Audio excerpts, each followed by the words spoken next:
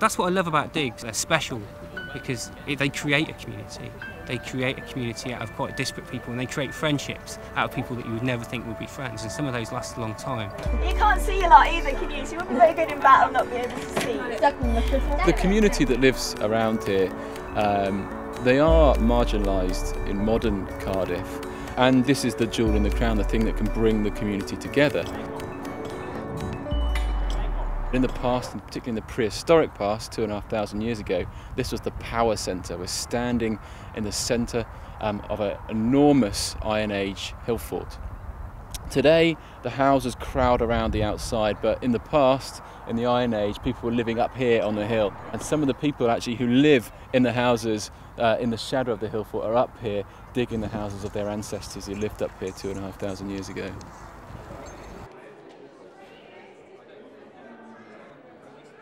The Caerau and Ely Rediscovering Heritage Project is a really exciting collaboration between the School of History, Archaeology and Religion at Cardiff University, a communities organisation funded by the Welsh Assembly Government, and of course funded by the AHRC Connected Communities Fund, which has really allowed us to do the amazing things we've done so far, and hopefully will allow us to do a lot more in the future. Every region of Britain has a hill fort, and some regions, such as Wales, have an incredibly large number of these monuments.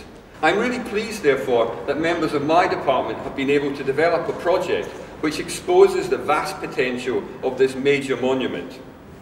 We feel that the CAER Heritage Project shows how the humanities subjects can be used to develop a range of key learning skills, from teamwork to communication, from scientific analysis to creative writing, from archaeological and historical research to art.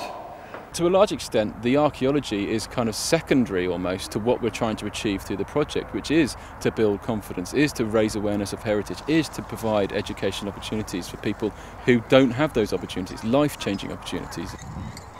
Caerau and Ely are one of the most deprived areas of Cardiff, and with that sort of comes high unemployment and also poor educational attainment. Only 2% of school leavers go on to university, for instance. So for us, I mean, part of the whole ethos behind the project is not only to introduce people to this magnificent site, which is one of the most important sites not only in Cardiff but in South East Wales, but also to bring the community together for young and old. We have got school children here helping out on the hill fort. Hopefully some of those will actually go on to study history and potentially even archaeology at university. My colleague Ollie, he's flown over this site with this technology called LiDAR, which fires a laser down to the ground and gets an image back up. And from that you get a nice 3D laser image that you can see there. But what we can do with that technology is to strip it all away, so we can take away the trees, we can take away the houses to reveal what really this hill fort would look like if you cut down all those trees, and you can see just how enormous it is. So people have shaped and moulded what was a natural hill into their own hill fort to show off their community identity. So you all ready to go and have a look at some archaeology now? Yeah. Yes. All right, come on then.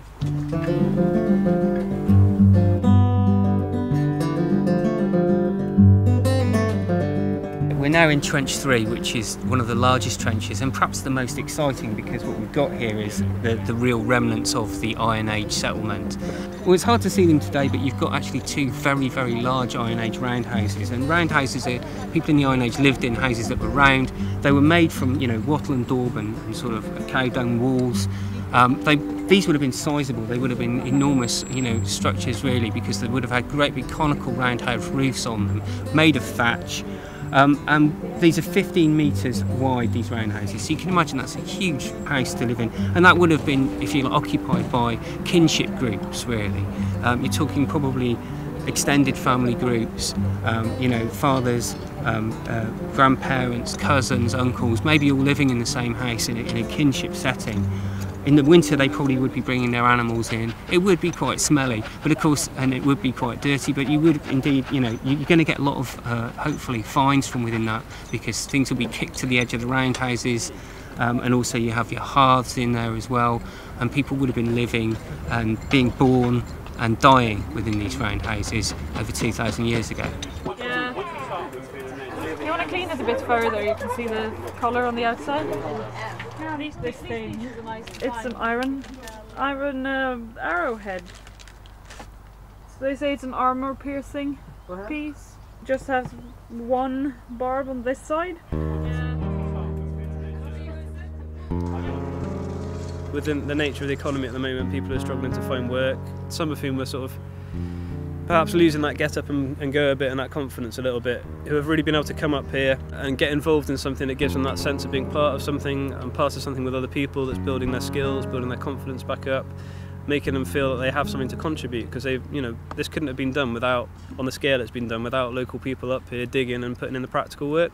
Many of them have trained up then in archaeological skills, and Dave from the university has told me that some of the local volunteers have been up here, have been really knowledgeable and have really taken on board some of the theory and have been able to really talk about the soil layers and things that I know nothing about. So there's a real sort of skills development there, but also people have talked about it being really helpful in terms of their mental health. Some people have talked about maybe suffering with a bit of depression, but getting up here and being with other people has really helped with that. When you're involved in something like this with this many people and the buzz that comes with it, and you feel like you're developing yourself and you're learning things, but also you're benefiting your community by uncovering knowledge that's useful and interesting for the community. I think for all of us it has huge benefits in terms of our physical health, mental health, in terms of our job prospects, our skills, and yeah, there's a number of stories and individuals we can see that's happened over the last couple of weeks. It's a funny place, this place. It touches everybody who comes here, and they always take something away with them. I don't know, it just grows on you. The CAER Heritage Project addresses directly issues on the Welsh Government's tackling poverty agenda. Sometimes there's little or no opportunity for communities in which these sites are embedded to get involved. What delights me about this project is that it does, from the bottom up, involve people. It goes back always to the local community. And I'm looking to colleagues in the heritage sector right across Wales to learn from excellent examples like this one. Still is a very important place and can be for this community, which faces significant social economic challenges, but also has enormous talent. And hopefully we can use the archaeology to do something with that.